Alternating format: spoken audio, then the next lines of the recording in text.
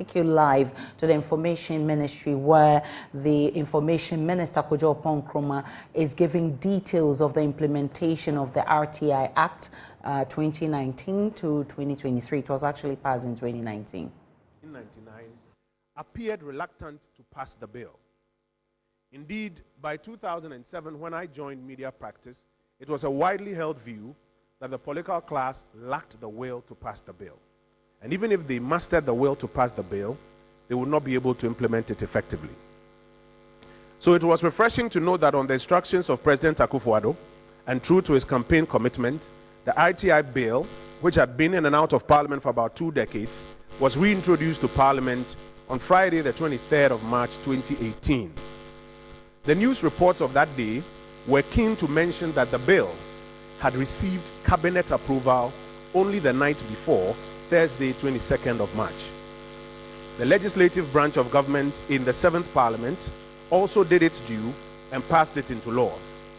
Similarly, the President never hesitated and then appended his signature to the law within 36 hours after the final act was transmitted to his office. It is the only time the President has signed a bill in public and live on public television. And later we'll examine whether or not enough political will has been shown in implementing the act so far, or some more is required. Our research also looked at the framework for implementation and identified 3 features. One was the deferment clause. Peculiar to the RTI Act is a deferment clause, which means that though it was assented to by the President in 2019, its application had to wait until the ensuing financial year, January 2020. The significant provision meant that the implementation of the law could not commence immediately after the President's assent. The transition period allowed the allowed the implementing ministry to put in place institutional arrangements for a smooth takeoff. This section, Section 86, was not in the original draft of the bill that was laid by the Deputy Attorney General Pemka on that fateful Friday, but it will later prove to be a masterstroke introduction introduced by Frederick Opare-Ansah, Member of Parliament for Suhum at the time. And Chairman, I'm sure you will recall. It is this Section 86 which afforded the government the opportunity to prepare structures, to budget, and to lay the groundwork for implementation by January 2020, when the law took effect. What I call the Opare-Ansah Amendment, in our view, should become a feature of all future legislation that have significant fiscal implications or require the setting up of institutions before they take effect.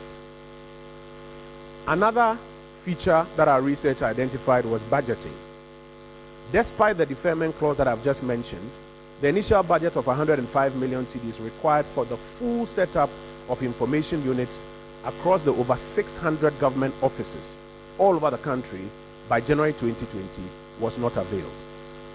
Indeed, 15 million Ghana cedis was released to start the implementation of the Act, with a number of information units and the RTI Commission among others, and that affected early implementation. Lessons for the future include the fact that specific sources of finance need to be earmarked for such fiscally demanding legislation to ensure full operation from start date. Nonetheless, we have made major strides in implementation thus far. And the third item under this umbrella that our research identified was the implementing organs. For RTI to be effective in Ghana, 3 organs have to work together to make it happen. 1, supply-side organs, which consist of the information officers or the designated information officers within the public institutions to supply the information. 2, the demand-side organ, which is the general public or the persons who will request for information, knowing how to go about it. And 3, the regulatory side organ, that is the Right to Information Commission. The interrelation between these organs is facilitated by the sector ministry, the Ministry of Information. No single organ can on its own make RTI work effectively. And I'm happy to note, as has been mentioned, that the Commission works with a unified purpose. They are here today, they'll be on the panel. The ATID division, that also represents many of the information officers and units across the country is here, they'll be on the panel.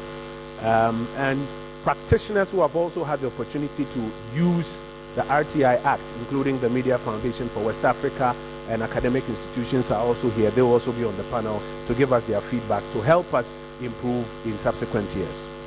Now, let me briefly speak about supply side. Effective implementation of the RTI law in Ghana called for a specific set of activities to be put in place to ensure that delivery could be facilitated. And we started off by conducting a series of consultations with various stakeholders on the implementation. Representatives from institutions including Parliament, the Right to Information Coalition itself, development partners, etc., were invited to help us draw a roadmap to implementation. Chief directors of MMDAs, regional coordinating councils were also engaged to assist in developing a roadmap that will also ensure compliance with the Data Protection Act.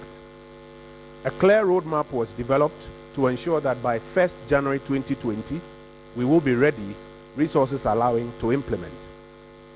In showing fidelity to the implementation roadmap, the Ministry of Information through the ATI division requested all chief directors and heads of local government and civil service institutions to nominate officers as designated RTI officers and record officers to assist in the implementation of the Act. In addition, the Ministry of Information then later, through the ATID, recruited first 100 and then another batch of 250 information officers to man the information units across public institutions. The Ministry of Information through the ATID has also been engaging in capacity building of information officers to ensure that they can deliver on their obligations. The Ministry through the ATI division, in collaboration with the Office of the Head of Civil Service, successfully included RTI compliance as a key performance indicator for all chief directors in their performance requirements. And today, compliance with the RTI Act is a must for all chief directors at the MDA level. We've proceeded to ensure that same is done at the local government level, so that if an organization and its principals are not complying, they will not be deemed to be performing fully in accordance with their dictates. Now, on the demand side, a lot of work in accordance with Section 1 of the Act has been done to ensure that public education is upped so that demand is in compliance with the Act. The RTI Commission has been leading in a lot of public education campaigns, assisted by civil society and the ATID as well. And speaking of the RTI Commission, let me give some more details about the work they've been doing on the regulatory side. Number one is securing the prosecutorial mandate from the Attorney General of the Republic. In addition to all that they have done, one of the things that we're excited about is that they have secured the executive instrument that is now being conferred on them, giving them prosecutorial powers in accordance with Section 56 of Act 30 and Article 88(4) of the Constitution 1992. This follows the October 2022 inauguration of the Governing Board of the Right to Information Commission, which has since recruited 120 staff and is performing various responsibilities. It serves as a measure to help strengthen enforcement undertaken by the Commission. In accordance with EI 378, the Commission has the power to and has commenced the prosecution of offenses under the RTI Act.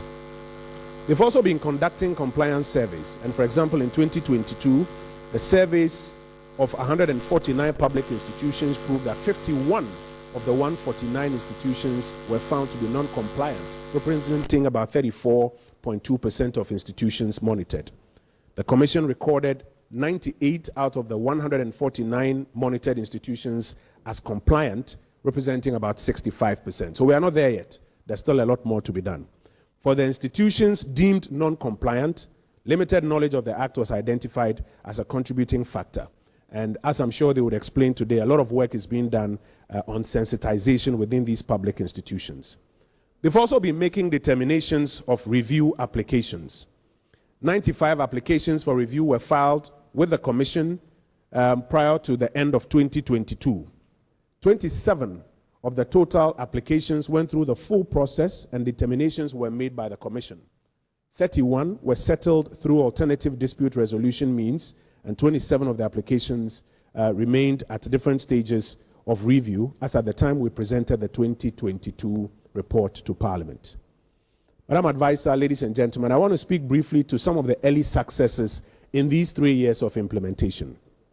One, today, we have established nearly 500 information units in public institutions across this country from January 2020, since the law started its full rollout. And that ensures that in at least these public institutions, there is a trained information officer who can respond to information requests as they come. And I think we should give a big round of applause to the Commission and to the ATID for coming this far in these 3 years.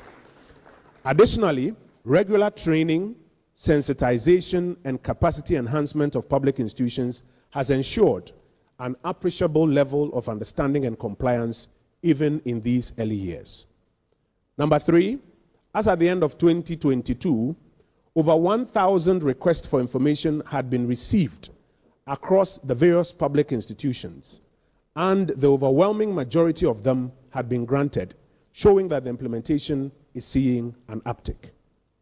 Number 4, public education and sensitization is also on the rise, following several campaigns and public fora by the RTI Commission, the ATID, civil society groups, and other institutions. And it's my expectation that even today's public forum will add to a furtherance of public awareness.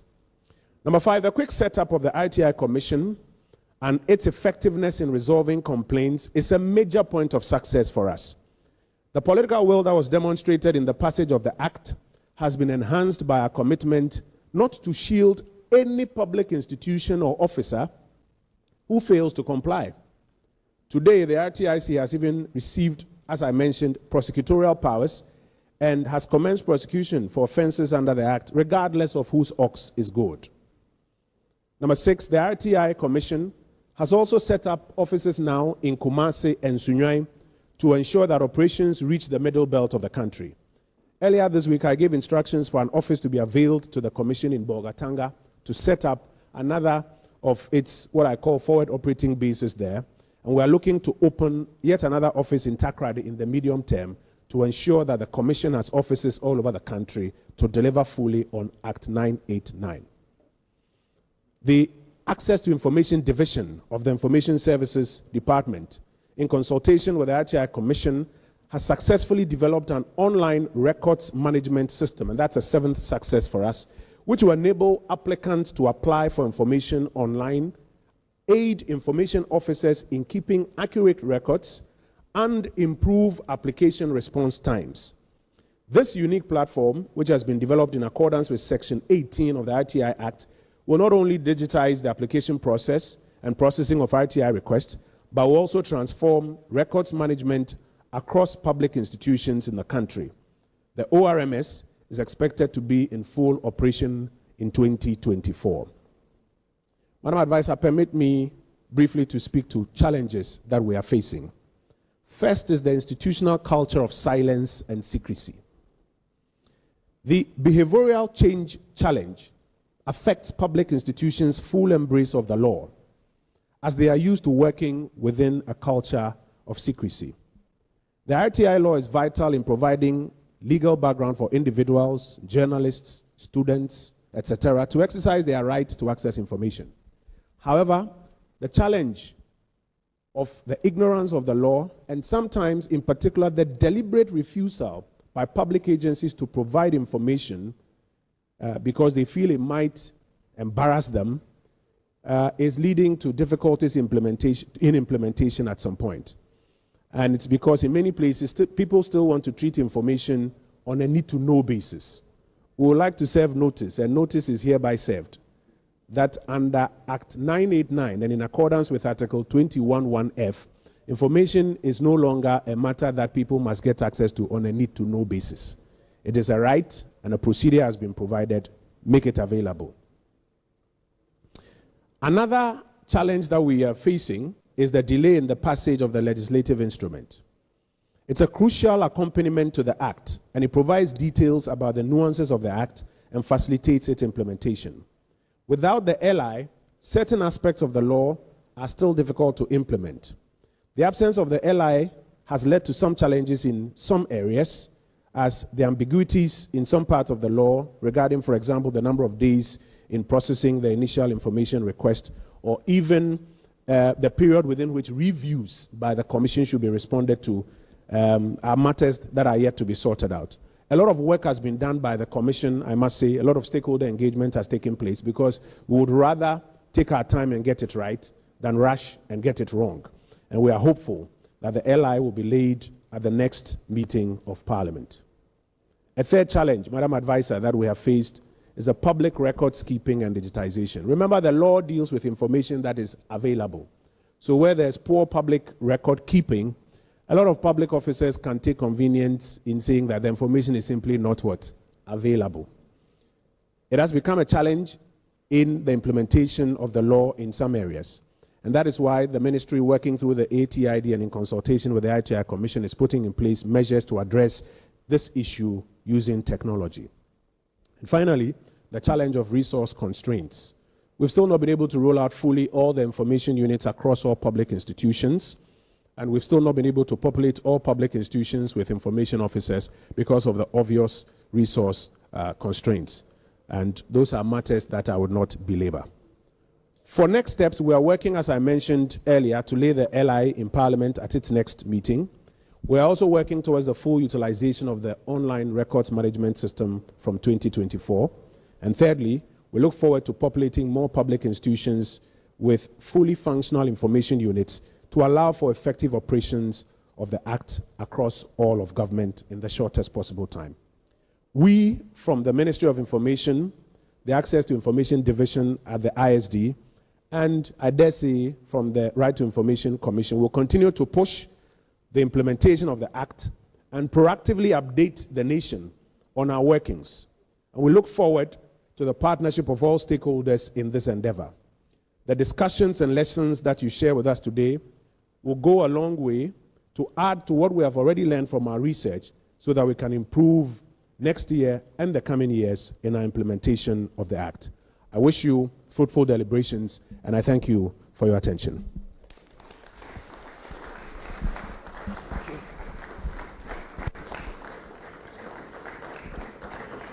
Let's keep acknowledging that.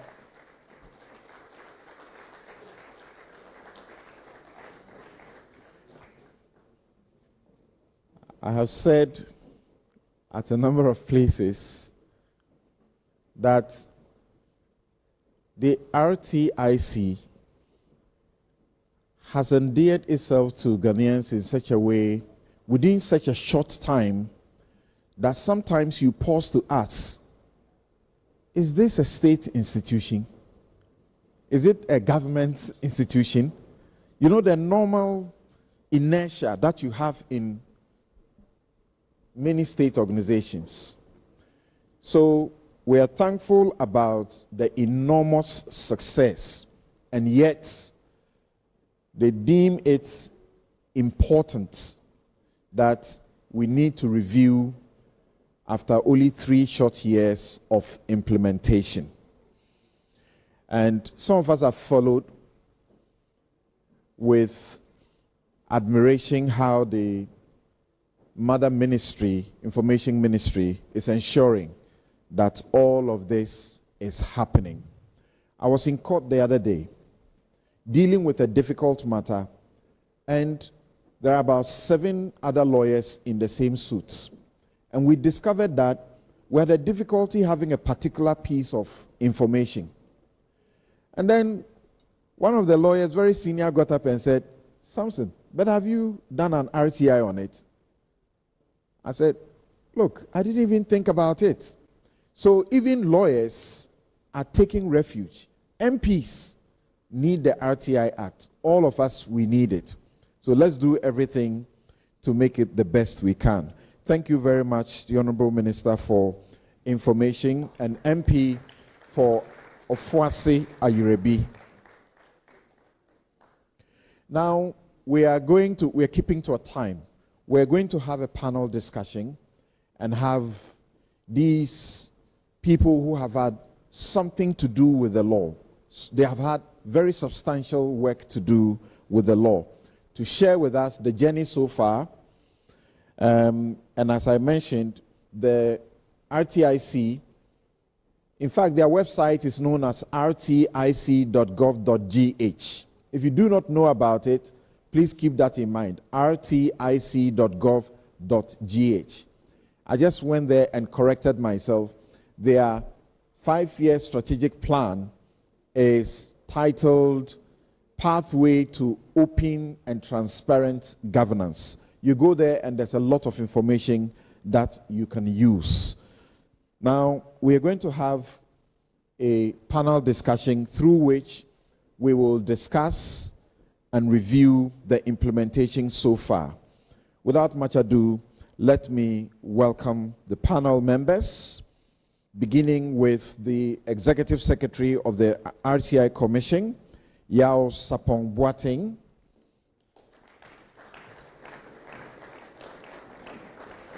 Zachariah Tanko Musa is a legal practitioner.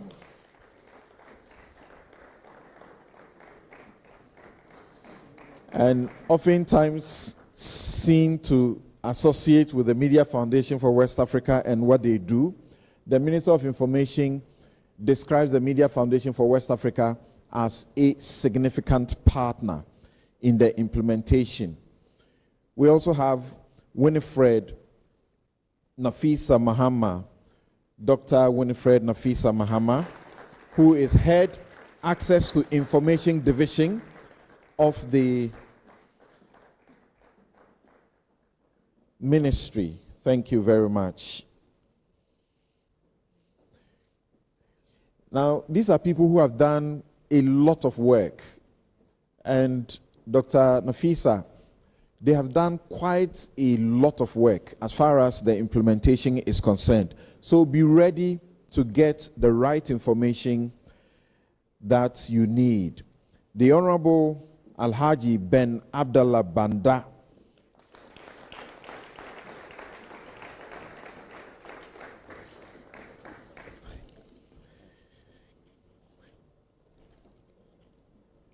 he is the Presidential Coordinator, Zongo and Inner Cities Development Secretariat, Office of the President, and he's Chairman, Ghana Hajj Board.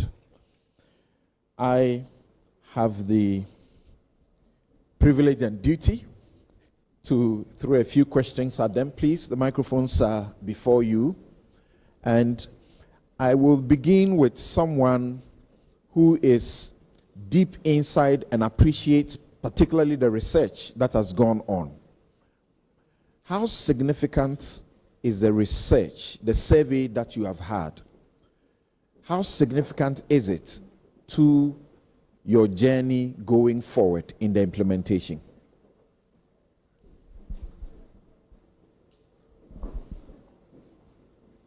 Okay, for us at the Ministry of Information and ISD, the implementation of the Act is the first time being done in the country.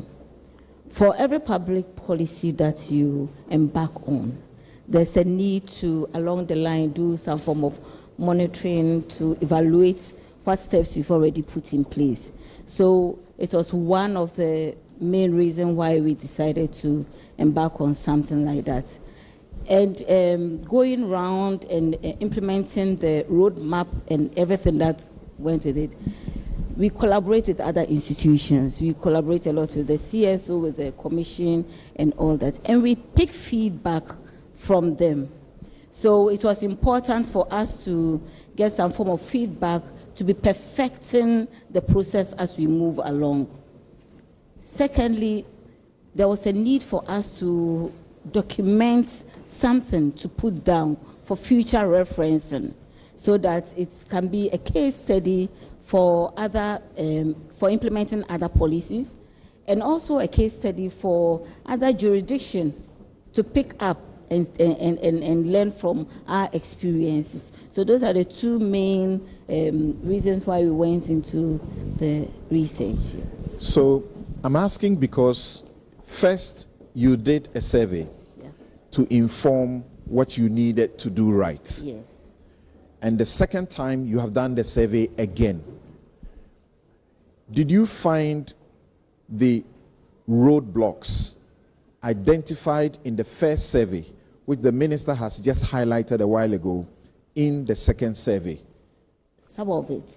some of it, particularly, you know, when you are implementing within the public institution, I'm speaking a lot because I'm from the supply side, right, and I deal more with the public institutions that we move on. The resistance to change in terms of behavioral change is very, very strong. You know, most public institutions have administrative processes already in place. The Act says the information officer signs off any request. That alone is a big challenge to some public institutions because the head of institution has to sign off. So it takes a lot of sensitization, as the minister has said, to get people to understand that the law, having the information officer even sign off, protects you as the head of public institution and also gives you more chance when it comes to the review processes. Okay, those are one of the things that keeps going, and we keep perfect. We haven't reached it; it's still there. But as we move along, and with the heads of institution having implementation as a KPI, right, we've seen that there's a lot of improvement from that angle. The other bit is about the knowledge from the demand side. There's a lot that has to be done in terms of public education and sensitization for people to take advantage of the law. Okay, the RTI Commission has done what they've gone through the 16 regions. At our end, we've also done a lot of work when it comes to sensitization. Presently, we have 178 information officers in the MMDS level, that's at the district level. And we've done a lot of sensitization at the district level because, mind you, at Information Services Department, one of our mandates is education and sensitization on public policies. So it's part of our work schedule. And so they take it upon themselves to do the sensitization. So till we get to all the corners and make the citizen own it, people will not be testing as much as it has. But for what is going on, we can see a bright future ahead of us. Are you able to give us, by way of some figures, in terms of, say, percentages, where you had as many as 34% not complying? And now that you have introduced that novel, very effective way to ensure that heads are policed properly to ensure implementation? When it comes to compliance, I will defer the question to the regulator.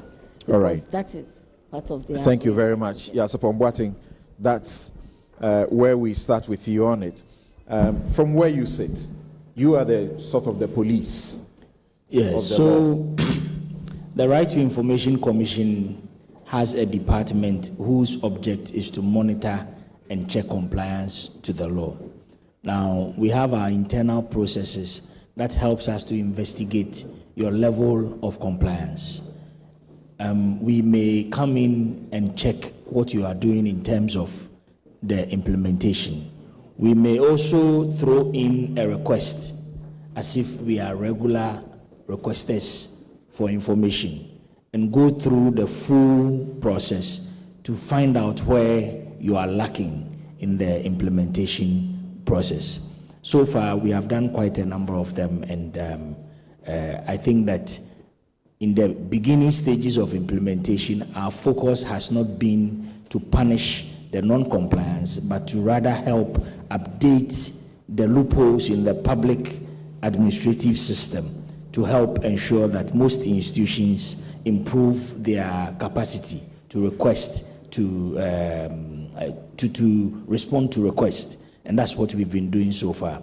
But all in all, I think for this year, we have done in a region of about 400 institutions from January to December. And we have started some regional institutions within the Ashanti and the Bono regions to also check the level of compliance at those levels. So our focus has been to help sensitize the public institutions that are found wanting in their level of appreciation, so that we get all of them up to speed with the implementation. So that's what we've been doing so far. Great. One thing that's obvious to all of us is that aside looking at your rulings that you have given, which look more like, the judiciary's work. You give rulings that look like judgments. Very good. And yet you have some of the institutions that don't comply. We are yet to know about the level of prosecutions and all of that. What have you done to ensure that you reduce those incidents? Okay. So I think the decisions we have taken so far, we have taken steps to publicize it. Sometimes when people know what you're doing at the commission, it helps them to also check themselves. Most public institutions do not want to come into the limelight for the wrong reasons. So our decisions have somehow checked most of the public institutions. But for most institutions that you may have heard that we have levied penalties against, we have demanded, some have paid, some are contesting their status as a public institution. So some of our decisions are still before the courts for judicial review. I'm sure the courts will take decisions on them. But those who have failed to pay, we have also taken them on in court and have gotten judgments against some of them, and we are enforcing the decisions of the Right to Information Commission. So it's not enough to say, yes, we have levied the penalty and we've gone to sleep. We also ensure that if you don't pay, we take you on and exact what the law has to get out of you. Right. So yes, that's what we've been doing. I'm concerned that there are some public institutions we know are not wealthy. You have levied fines once, twice, and I'm thinking, how are they going to get the money? You are going to prosecute and perhaps put somebody in jail, which is not the healthy thing to do. But as you find out that those who are contesting their public status to be under your sort of sanction, what is your recommendation? Are you thinking about any recommendations in that direction to inform the LI? So the LI has to complement the Act. So there are aspects of the law that has some gray areas. We use the LI to correct it. We have identified it and we have gone through various stages of engagements with CSOs, with the public, with the Ministry of Information. We've grown the LI to the level where I'm sure there's very minimal wrongs that could be identified. We are hoping that we will use it to cure some of these anomalies in the Act, or to complement the Act. So that will work out.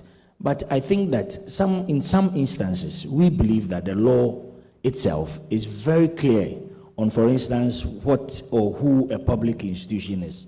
If you read Section 84 of the Act, it defines what a public institution is. It says a public institution is either a private it includes a private organization or a private institution. So where you choose to call yours an organization, it is there for you. Where you choose to call it an institution, it's still there for you. Private, it assumes that we already know what the public ones are, which is the governmental agencies. But when it talks about private, it says whether you are receiving public resources or you are performing public functions, either of the two. So it's very easy for us to identify who a public institution is. And when we are applying the rules, we know who to go for. So for instance, a bank in Ghana listed on the stock exchange, all right, inviting the public to participate, has processes of procurement and all that, using public resources. But they choose to limit public resources to what government may have given them. But for us, we don't see public resources as just what you receive from government. If you invite the public to play with you, I think that they have a right to question what you do. And that is what the law has sought to do. But we are eager as a nation to be questioning what government alone does. But when we sit in our private organizations that offer public functions, then we run away from being checked or being questioned about what we do. I think that it is not novel in the case of Ghana.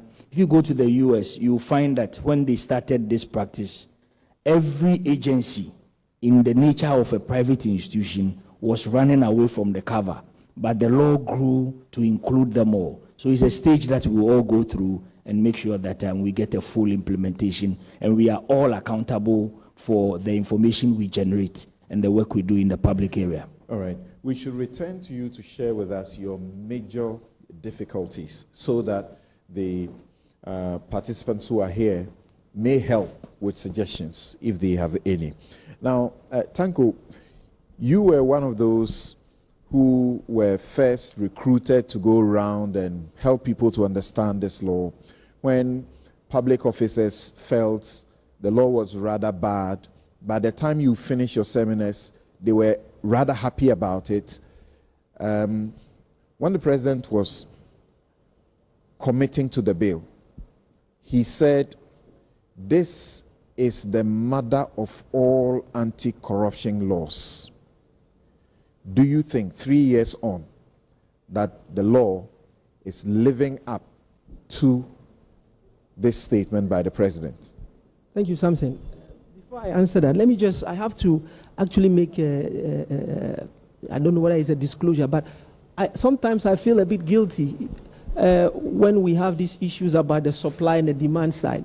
Because when we are going around doing the training, so the supply side will be asking you questions, and unconsciously you answer, but sitting back, you realize you are arming them with how to just take advantage of some of the loopholes. And that's what some of the challenges we see now. Right. Because frankly, I think that, and it's very interesting because the very day the law was passed, I was then actually teaching my level for 300 media law and ethics. I quickly incorporated it into the course outline. And one of the things I did was that year I didn't give them an examination. I put them in groups of 5, and I said they should do an RTI request from an institution of their choice, and that would be. And it was unbelievable. People didn't even know what the RTI was. They were just dismissive. The following year, I did the same. I do that almost every year, and it's amazing. The students come back to me, and they are excited. It's empowering them. They see transparency. Just last semester, they went to the Ministry of Finance, and then they put in a request. And they were like, "Sir, a big man came down and he was asking us what we need it for. We told him, no, the law says we shouldn't give you reasons."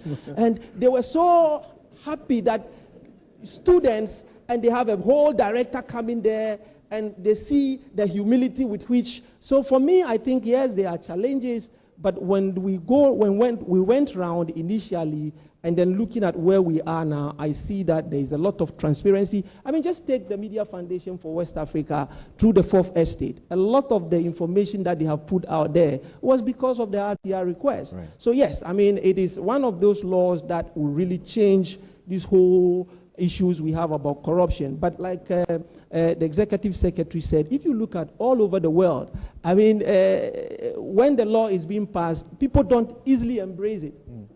I remember something when we went around. I remember when we went to Kumasi and we were dealing with the MMDCs.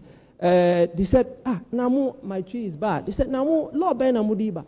Journalists for ye, omu tata yesa, and namudi wesu ba be kaundi. So we kuye and you know. But then when we went back the second time, they were telling me that, listen, yes, I mean, there are challenges here and there, but they realize that, I mean, it is helping them as well to do their work. Because one of the things that it's happening now is that, for instance, with journalists, you use there is a route now for you to request for information. So you don't really go using the formal or undercover means. So I think by and large, it is good, but I'm sure we'll talk about some of the challenges and how we really can perfect it going forward. So journalists are excited that they will be in a position to validate, verify some information so that they don't put themselves and their stations into trouble by way of defamation suits and all of that.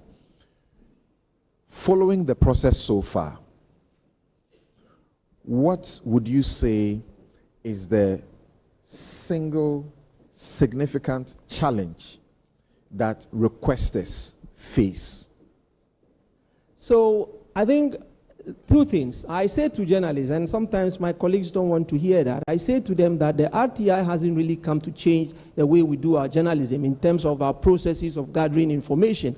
If by all means you have any other way of getting it immediately to enhance your work, that's fine, use it. Because journalists are always thinking about timeliness. We want to be the first with the news. So they really sometimes don't want to be patient to wait for that period, because the law says you have to wait for a certain period of time. And they want that information just like this. So you plan ahead and do that, you know. So I keep saying to them that, listen, you have to have the patience to wait for that information. But for me, one of the challenges that we're facing is that journalists think, of course, we are providing a public service. And there is a provision in the RTI law that says that if you are providing a public service, if the information is in the public interest, you should be exempted from the fees. And they have a situation where I think there is a blanket demand from institutions. It doesn't matter what information you are requesting, it doesn't matter what you are going to use it for, you still have to pay. And there are some bureaucratic, you know, ways that we are using to frustrate the journalists. But I'm saying it's all because of some of the loopholes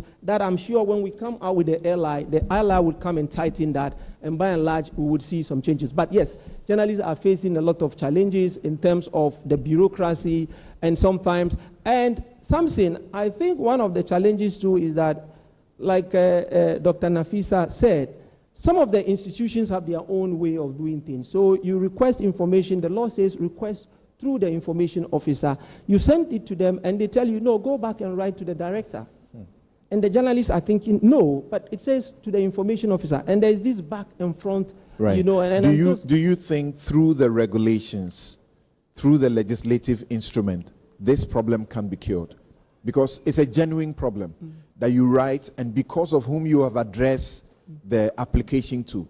There are people who may not have read the RTI Commission's decisions, which have resolved these issues. So should we use the LI to resolve it?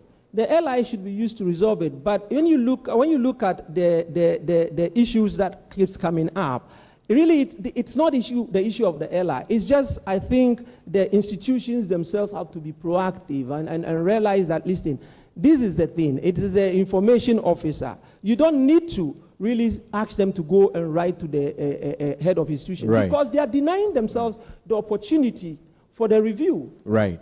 Thank you. And the Executive Secretary, I'll return to you on two issues that Tanko raises, and these are the question of fees, where people who are processing the information appear to think that the fee is automatic. Every application you make, there must be a fee to it. In the face of Section 75, 1C. And then the question that you have already clarified in your rulings about who to address your request to. Yes, so let's come to the man that some of us tormented while the bill was in the oven. Now, when the president said it is the mother of all anti-corruption laws, my understanding of that was that because this is a tool that collectively all of us can use, and you don't fight corruption with just one small office or police doing their work. All of us collectively must be fighting it. Do you think that this law is helping us to get there in the last 3 years? Thank you. Yes. Thank you very much. Thank you, Samson, and let me seize this opportunity to enormously thank the minister and his team and the commission for a fantastic job so far executed. Governance is about information. Fighting corruption is about information. When citizenry are well informed and educated, then you put them in a very good stead to demand information and also to fight for their right and to fight what is good and appropriate and to ensure good governance. When we were crafting the Right to Information Bill, we did comparative analysis. We looked at India, which is considered as one of the best right to information laws. We looked at Kenya, we went to Canada, etc. And there are these indicators that we looked at. We looked at the scope. The scope, what is the scope about? The scope is about who can apply for information. Is there a nationality barrier? Is there an age barrier? Is there a geographical limitation? In some other jurisdictions, you realize that there is a nationality barrier, there is a geographical barrier, there is an age limitation. But ours is very open. Nationality is not a barrier because the Constitution itself doesn't place a nationality barrier. And then we looked at the procedure. So the procedure, the request procedure, just to ensure that people who apply will have a seamless way of getting information. We looked at that, and then we looked at the sanction regime, and then we looked at other areas that will aid in the implementation of the law. So it is a notorious fact that right to information law is a sanctioned law. It's a law that will be used to fight corruption. But this law was promulgated and has been in implementation for about 3 years now. It will help us in fighting corruption, but we need to get the full complement of the law. The full complement of the law is just one. We need to get the regulations. The regulations will come to complement and to act as a supplement to the law. And then two, the citizens will have to be well informed. And it is not surprised that many people still don't know the existence of the law, because if you read the right to information law in India, as at the 10th year of the implementation and then the promulgation of the law, many people, especially those who live on the periphery of the cities, didn't know that there was a law called right to information law in India. So people not knowing about the existence of the law, to me, it doesn't come to me as too much of a surprise. But the commission and the ministry will really have to step up their effort to make sure that many more branches are opened. And opening the branches comes with resources. I'm happy to learn that since the opening of the Right to Information Commission, they've been able to open 3 branches, one in Kumasi, of course the head office is here, one in Bolga, one in Sunyane, and they are yet to open another one somewhere in the eastern region, Takrady, if I'm told. And it's a good step. But they are virtually accessible worldwide, because you just need to send them an email. You just have to go fill the form in there. There's a gentleman in somewhere in the Volta region. He had filed his processes. They had gone through everything. He doesn't know where the office physically is, but he had a ruling. That's right. So that's right. So the only issue that to me we need to be looking at is to get the public buy-in. Getting the public buying into the law is for the public to own the law.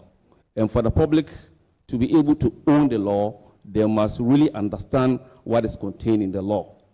And for them to understand what is contained in the law, it takes the commission and the ministry to step up their efforts in educating the public. So with ownership of the law by the public, and the public appreciating the law, and the public ready and willing to demand information and to fight what is right and what is appropriate, and to fish out any corruption and corruption-related matters, I think this law will take us far, and of course will help us achieve the purpose for which this law was brought into being. Right. But as at today, you still disagree with Katie Hammond, who said that the passage of the law will mean that there will not be secrecy in government? Secrecy in government is a matter of facts and a matter of law. A matter of facts and a matter of law in the sense that the law was crafted in such a way to deal with exempt information. And the exempt information is also circumscribed. If you apply for information and the information officer, by the law and the facts accompany the law, think that this information is one that ought not to be disclosed because it's exempt, then the right information officer will not obviously disclose the information to you. Thank you very much. Please, we're going to be inviting you in the next 10 minutes to share your questions and your contributions with the process so far. Now, I had mentioned that the Executive Secretary will respond to at least 2 important questions that came up, issues that came up from Tanko's submissions. So, Section 75, 1C, and the fact that addressing the letters or requests, if you address it wrongly, they send you back. If the institution doesn't have an information officer, they say, well, we don't have an information officer. The law says you should write to the information officer. Yes. So we have tried to use the LI, is in the draft stage, to correct that anomaly. For the proposition in the LI, it doesn't matter who you address it to. If it was addressed to the information officer, he can act on it. If it was addressed to the head of institution, it must be directed to the information officer. I think it's neither here nor there.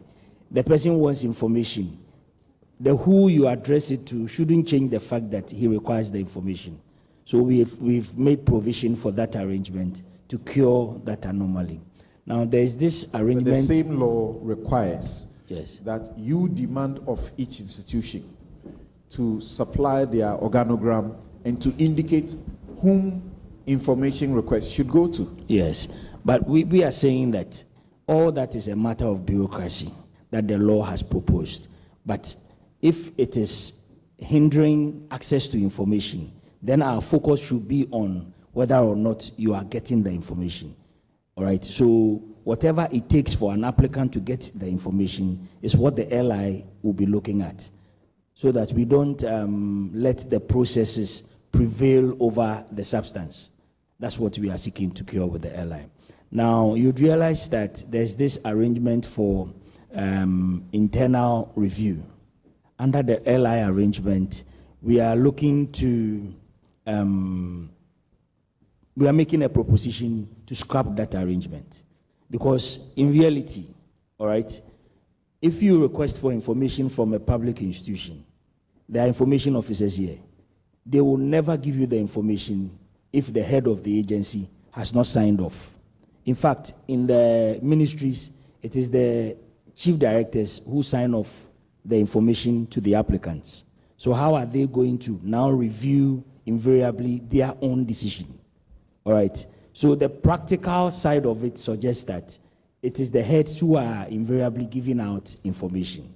So what you're seeking to do now is that once you are refused, activate the exactly, so that information flow can be faster than the current arrangement.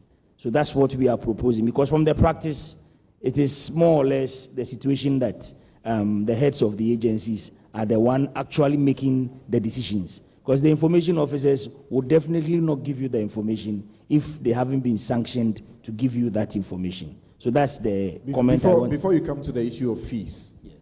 Ben Abdallah wants to say something about this proposition. Okay. And Tanko too wants to say something. Be very brief about it so we can give our audience the opportunity to ask questions.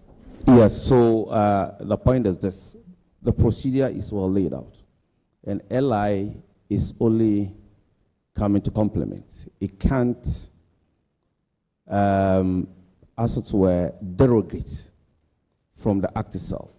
Once the law says that a certain procedure ought to be followed, and that procedure is mandatory, that from the information officer, it goes to the head of the institution. So the head of the institution cannot arrogate to himself the powers that that head of the institution doesn't have. It must begin with the right information officer. So if the head of the institution purpose to do that, that would be flouting what the RTI Act is saying. So this is your chief implementer of the law. Yes. He's telling you what is practical on the ground.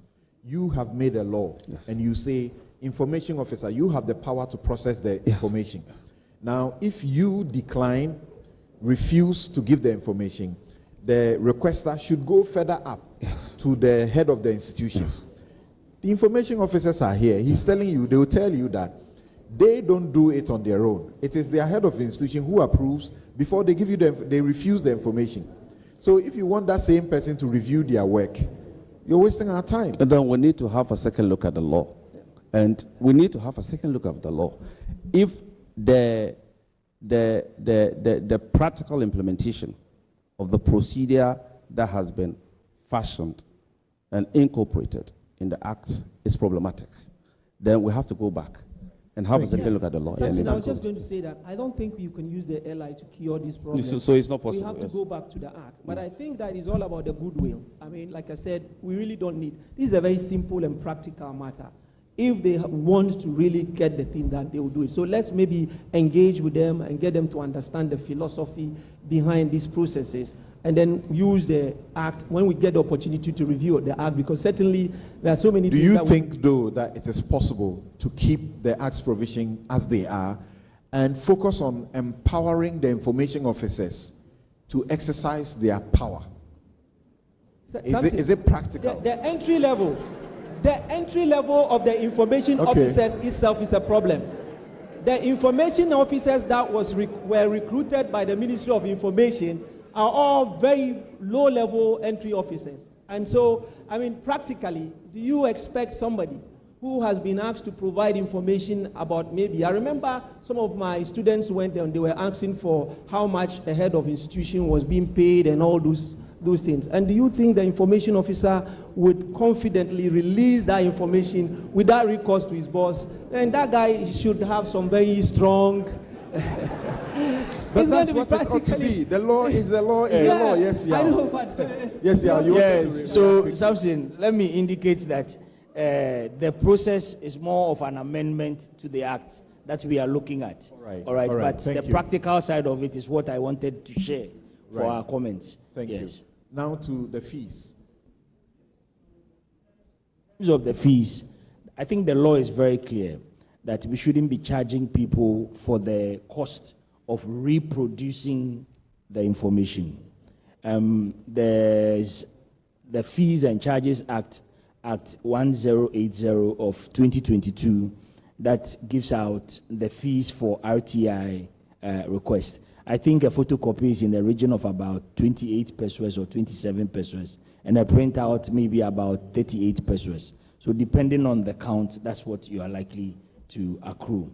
But all in all, the law makes provisions for exempt categories of information from fees, all right? And then certain categories of persons who are also excluded from paying fees.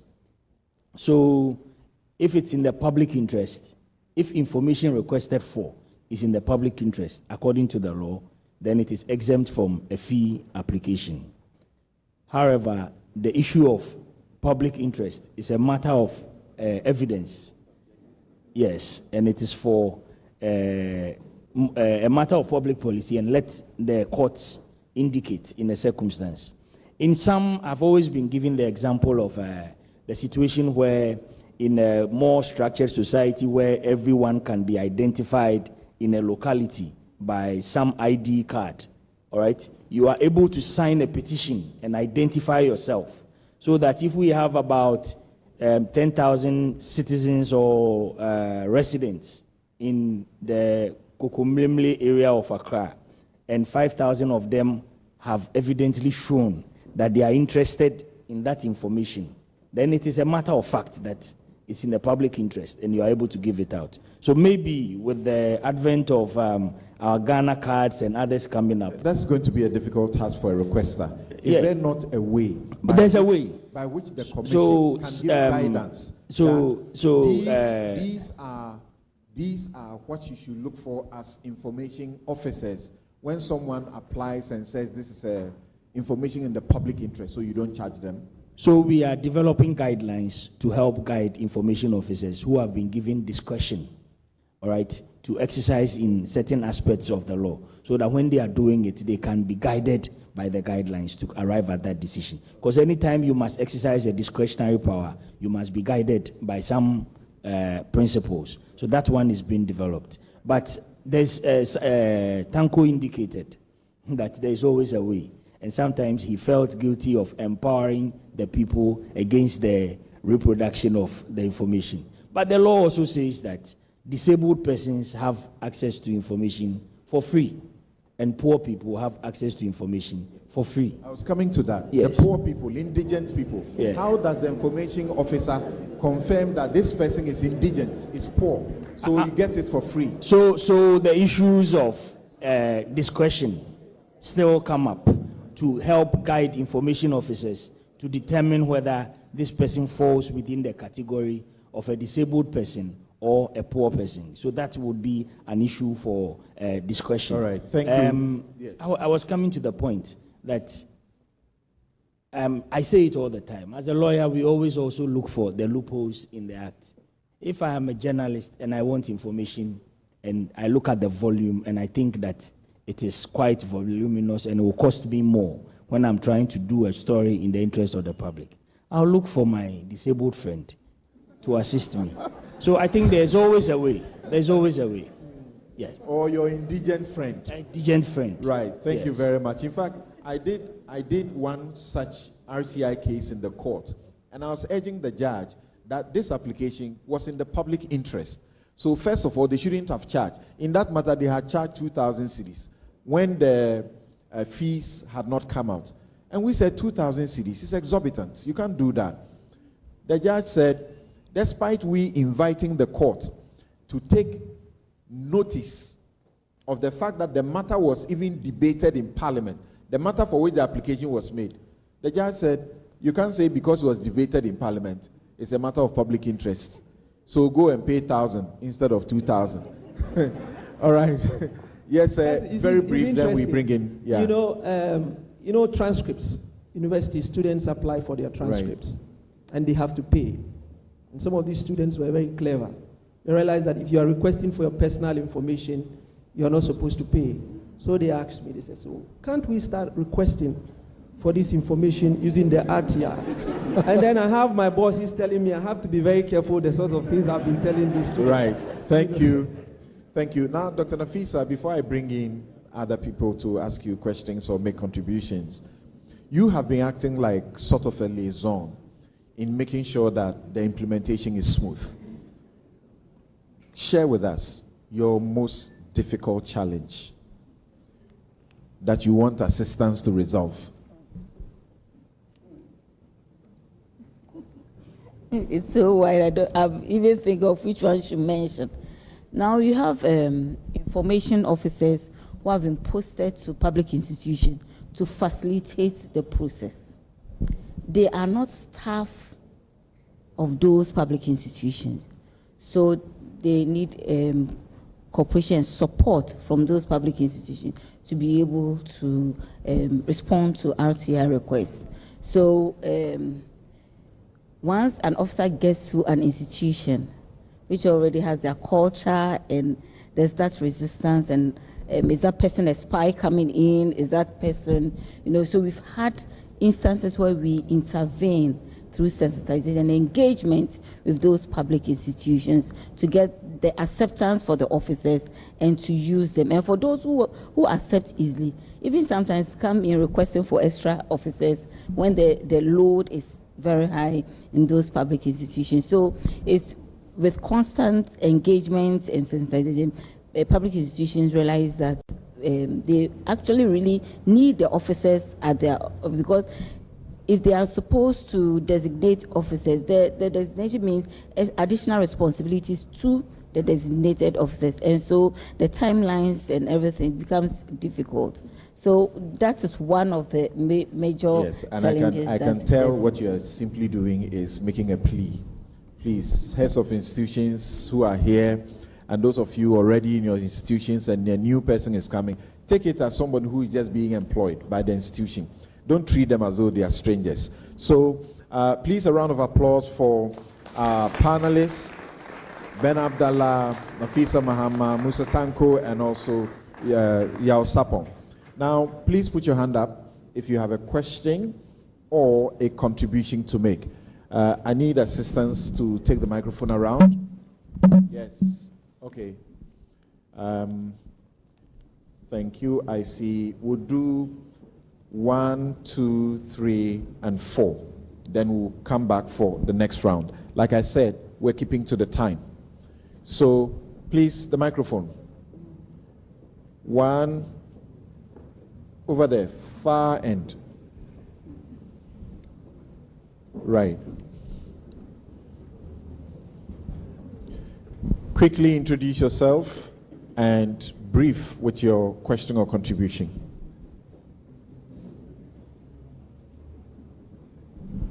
Hello. Okay. All right, that's from the significant partner, Media Foundation for West Africa. Okay, good morning. Sorry, my name is Adiza, and of course I work with the Media Foundation for West Africa. Just a quick one.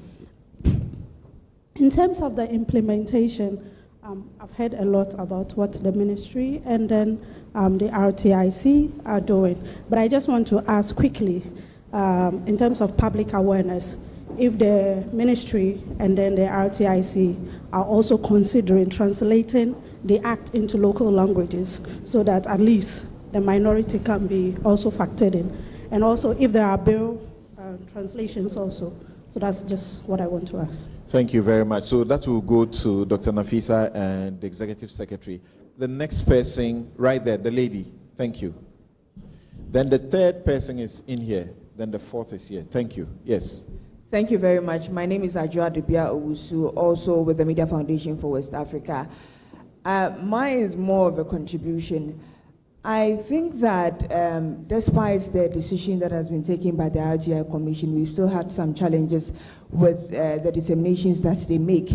So for the Ghana Police Service, the Ghana Fire Service, the Ministry of Defense, the RTI determined that they should pay some fines because they refused to give us information. But what we've noticed is that after the determination, they still do not give us the information. We've even had that issue with the Minerals Commission where the issue went to court because they were requiring that we pay as much as $1,000 for information, and despite the High Court's decision for them to give us that information, we still do not have it. No, but you know that they have gone to appeal. Yes, so they're on appeal. They can't give it. Yes, that I know. But with regards to the Ghana Police Service, the Ghana Fire Service, yes, as much as the RTI Commission, they need their money to be able to run their operations. We also need the information to be able to fight mis- and disinformation, which has become one of the RTI tool has become a very major tool for us to use to fight mis- and disinformation. With regards to the determination, I would plead with the RTI Commission if they can limit the number of days that it takes for them to determine. Sometimes it takes so long, and we still have some with them that they haven't taken any decision on that. And before that information is gotten, or before we receive that information, that story is probably over, and there is nothing that we can do about that. Thank you very much. Very good questions there, two of them. Yes, please stand. Please stand. Thank you. Thank you. Atamensa from Ghana News Agency.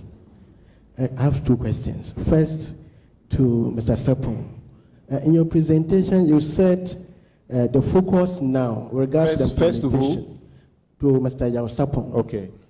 Regards to the implementation of the act, you said the focus now is not to punish non-compliance, but to improve response to requests. Are you not making the heads of institutions more relaxed? Because there's no punishment. So for how long will you give them this caveat for them to relax until you enforce the law on them? Thank you. Then two, to the Minister of Information. You said the draft LI will go to Parliament in the next meeting. I want you to clarify whether maybe this year, before they go on recess, or when they resume next year. All right. Thank you. So, Parliament and the definitions of next meeting and so on. Yes, please, to Madam Oboshi Sai Kofi. Thank you. Please note your questions. Thank you very much.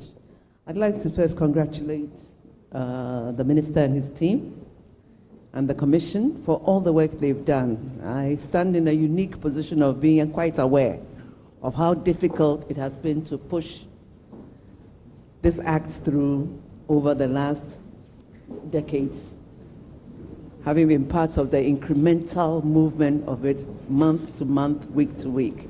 So I congratulate you, and I think they deserve a big round of applause.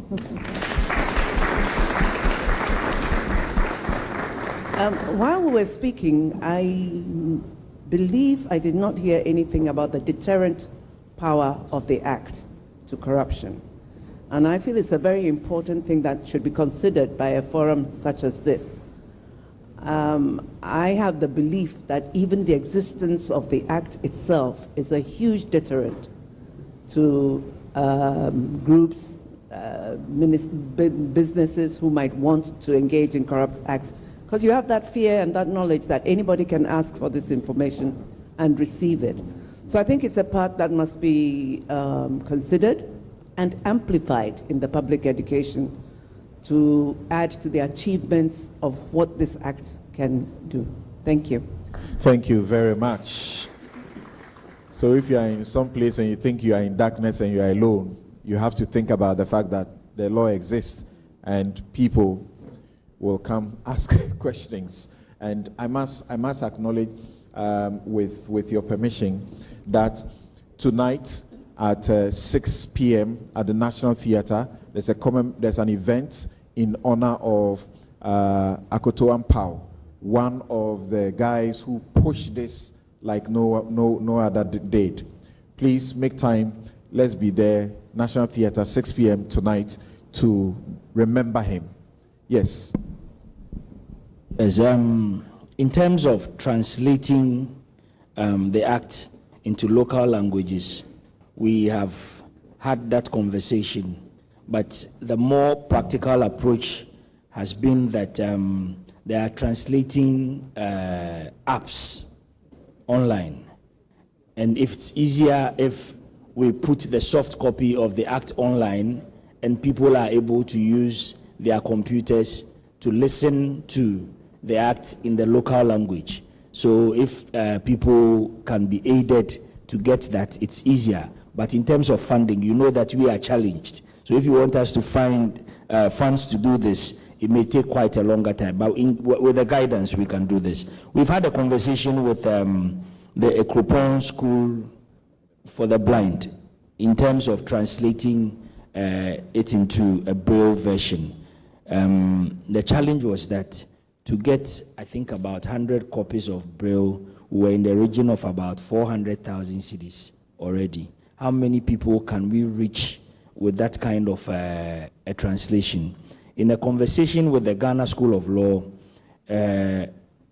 on how they are able to get their blind students to partake in the legal education, the students prefer that you give them the soft copy and then their computers are able to read it out to them. So there's a way of bridging that arrangement, which we are encouraging our disabled groups to go for. Yes. So yes, we are working on that assiduously. The timelines for our work, we are using the LI to define some periods within which the Right to Information Commission will determine matters. But if you'd realize, in the report of the minister, he made it clear that some were settled. Some of the cases, when it comes before us and you invite both sides, you realize that the contest is not actually the information. It is actually probably a power play between the people. You are able to settle most of the matters, sometimes even within a very limited time, a very short time, they get their information. So yes, we are doing our best to make sure that access to information is improved. We'll work on the timelines as well.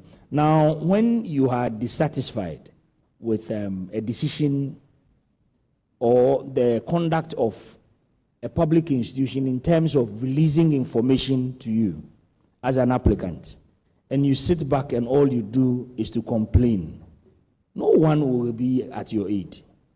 I always have, I've been telling Manasseh that you are only complaining that since July they haven't given you the information. But there's a process that you can go through to ensure that you get the information. There's no complaint at the commission to say that even though you ordered them to give us the information, they have not given it to us. Mind you, we are dealing with about hundreds of applications every time. And if you don't bring it to our attention, we will not be able to help you. So it is not enough to just sit back and complain that Ghana Police Service has still not given us the information. But take steps to draw the commission's attention, and whatever it takes, we will help you.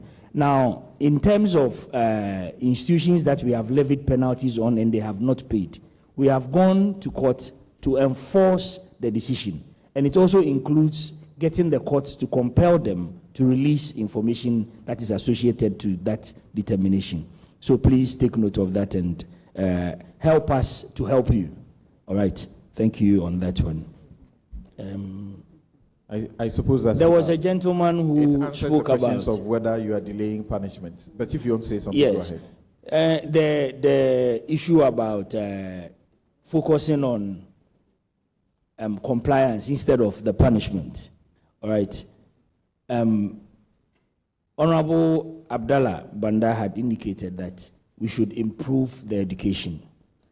All right. And that is how we can get all public institutions on board.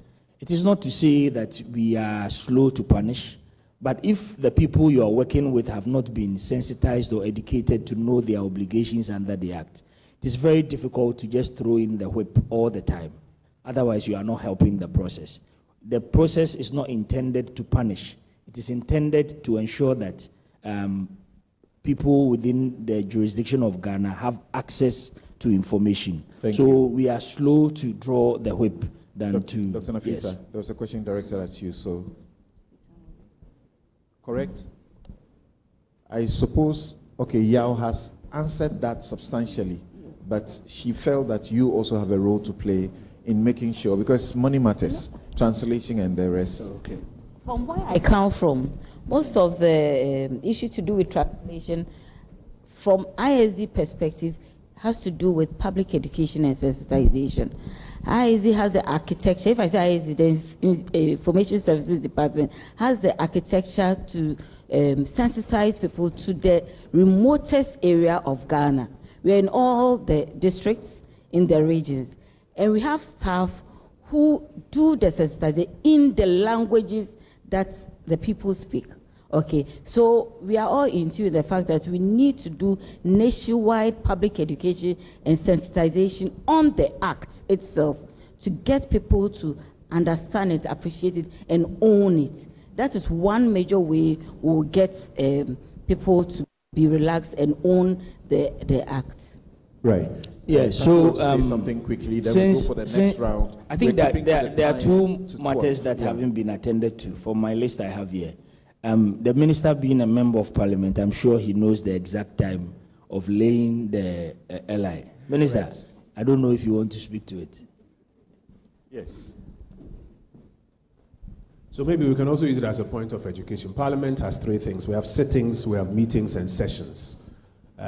Usually, a parliament will have about 4 sessions, a session each year. And in each session, there are meetings, about 3 general meetings. There's the State of the Nation meeting. That's the first one, that the president comes to deliver the SONA.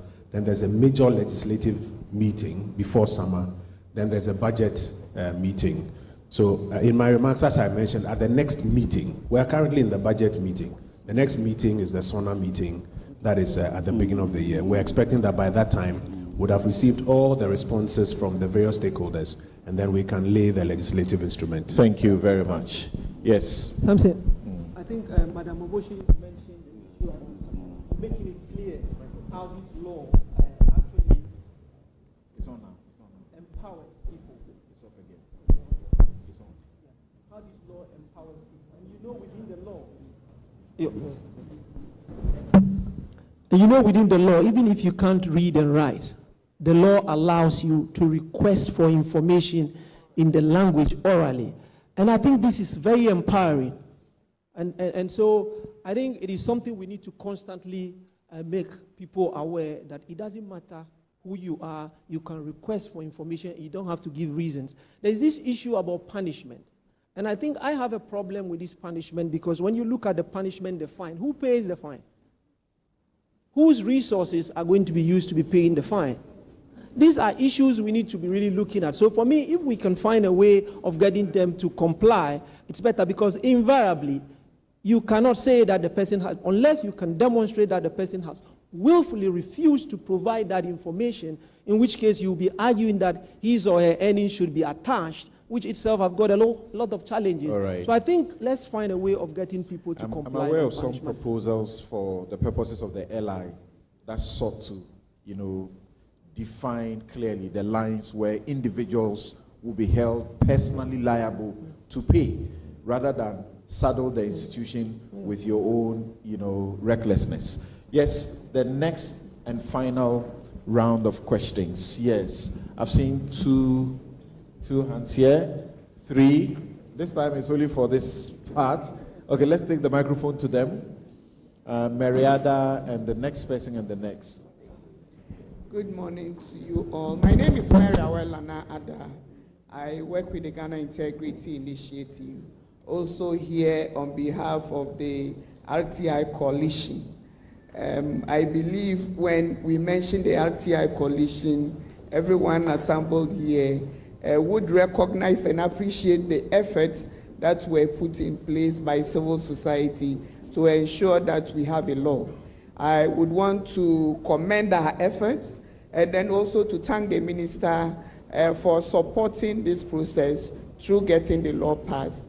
Then also to the commissioner, Aiko, on doing a very good job thus far.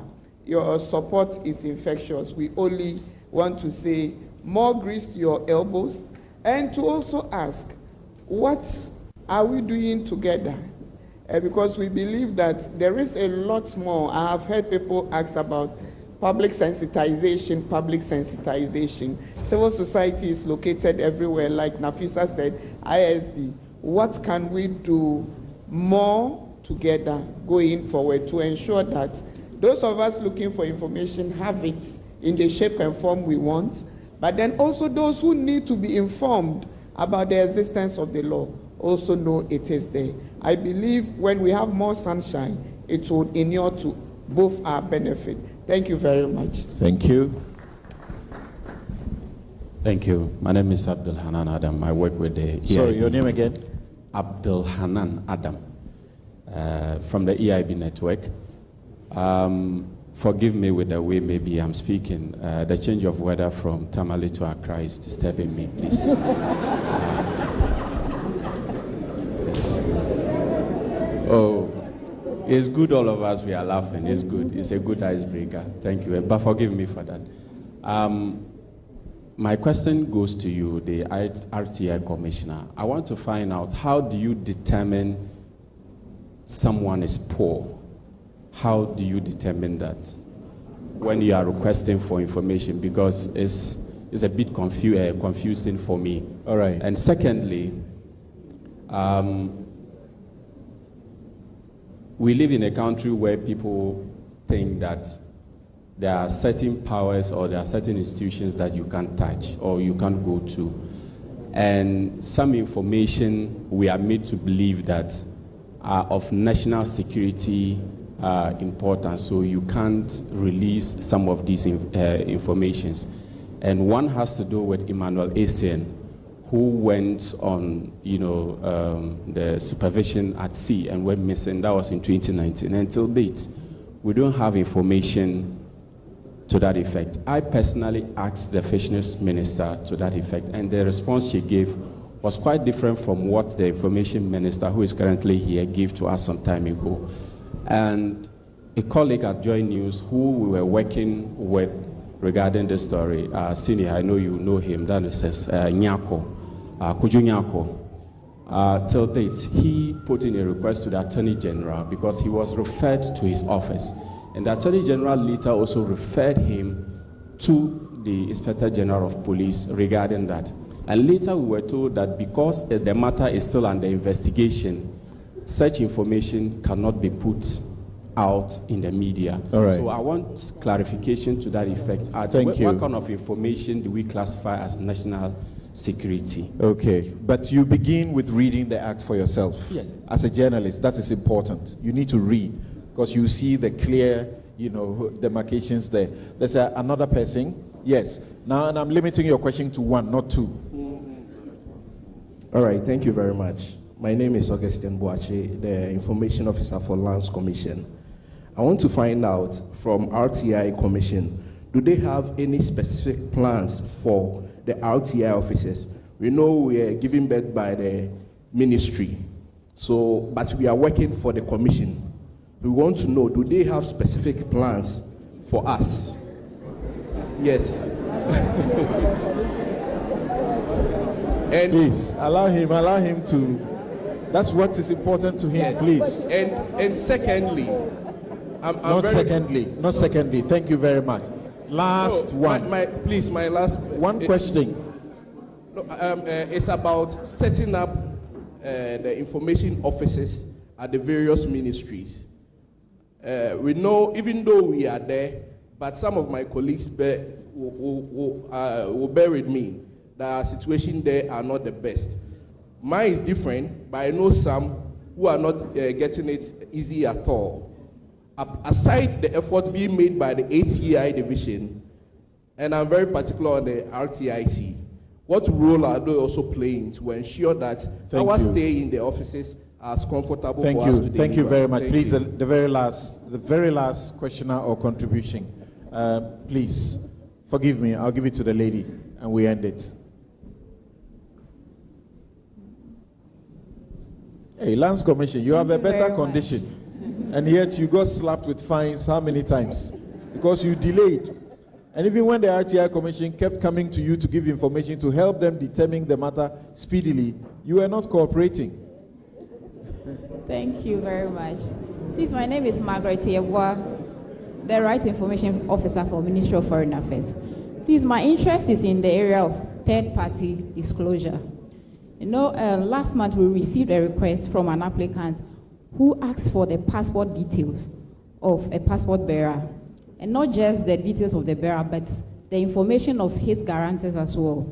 So I had the privilege to work with my legal director, and she suggested that we have to code the Data Protection Act, a portion of it, which also states that details of applicants or client must be protected. So we agreed, and then we fixed that portion of the Data Protection Act. I want to know, is it right to merge the Data Protection Act with the RTI Act in the processing of a request? When he's done answering, he'll come for part of the fees for your legal officer in your place.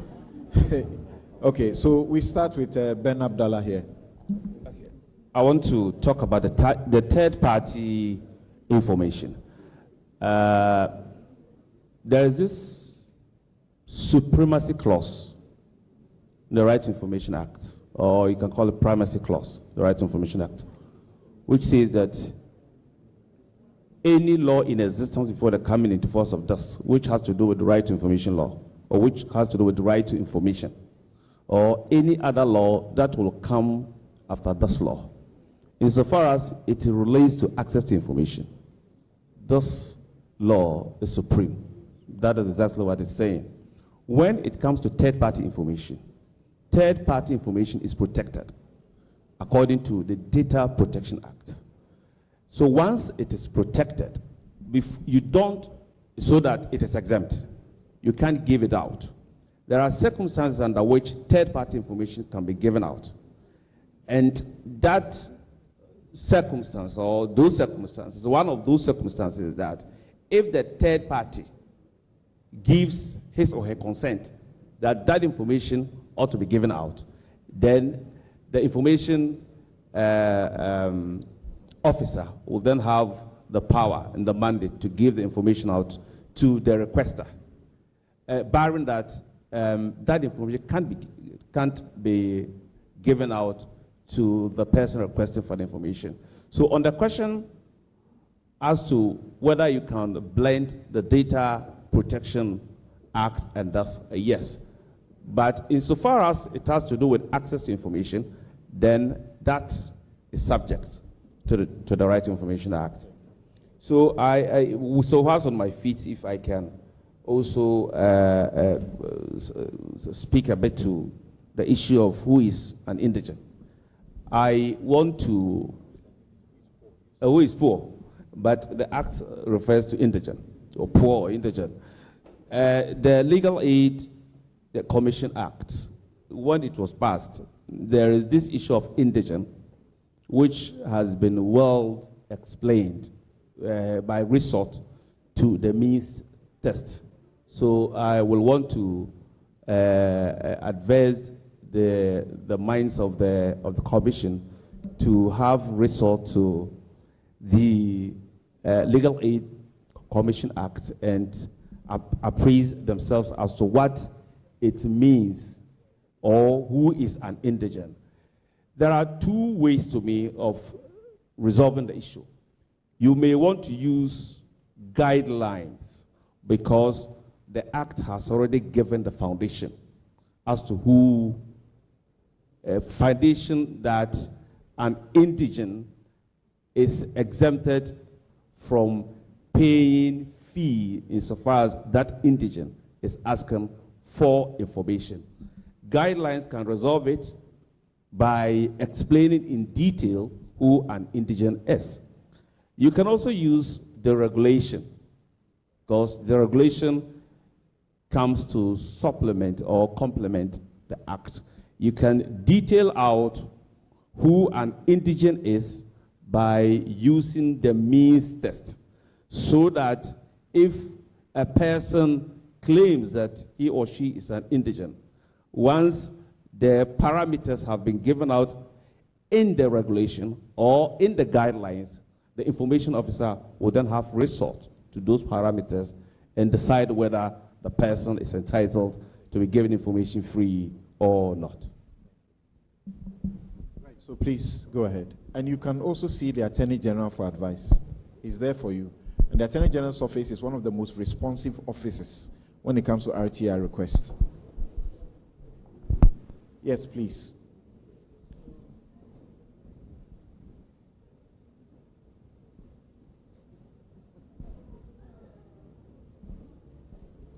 You are under 3 minutes.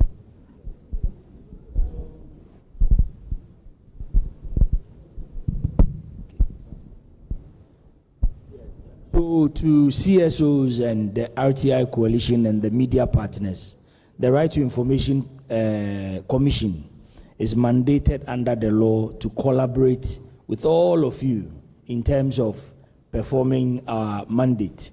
And we have always invited you to our table when we are doing anything that seeks to reach out to the public. So I think that you should, the last time we were at a table with you was on our launch of a 5-year strategic plan. And we invited you all to review the plans we have as a commission for the next 5 years and see how we can collaborate together. It's still on the table. Our doors are always open. It's a public institution. Please feel free to engage with us and let us see how we can work together going forward.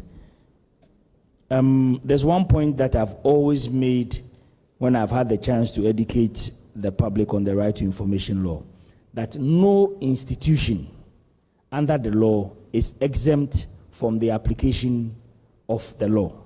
No institution.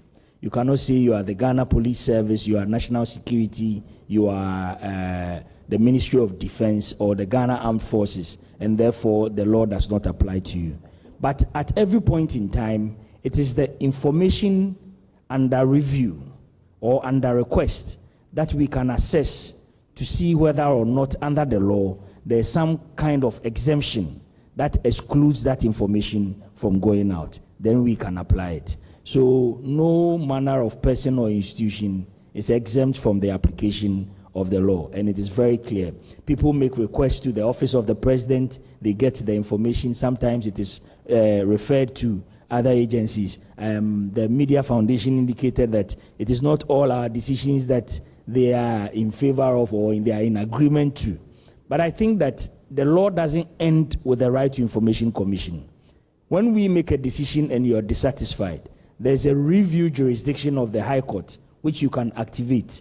So please don't just end it at, we don't agree with the commission, and then we don't help to develop the law to its limits. Take us on in court, and let's allow the law to prevail. Taking the commission to court is not personal. It's only helping to develop the frontiers of the law.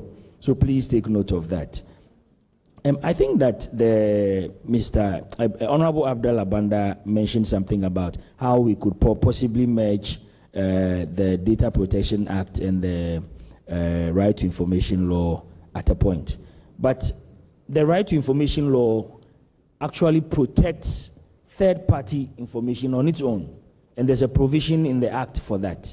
And personal information is protected under the Right to Information Law, except with the consent of the individuals involved. In fact, it is an offense in the Act to put out information of persons without their consent, or to do so under false pretenses to gain access to other persons' personal data. So the law has enough room to protect individual and personal data. But the difference between the data protection law and the right to information law is that the right to information law is on public access to information. And the information usually is public information, while the Data Protection Act considers individual information. So that's the difference between the right to information law and the Data Protection Act. Yes. I don't know if All right, thank you very much. Please, a round of applause for our panelists, Yao Sapon-Boateng, Executive Secretary of the RTI Commission, Zakaria Tanko Musa, who is lecturer and private legal practitioner, Dr. Winifred Nafisa Mahama, who is Head of Access to Information Division.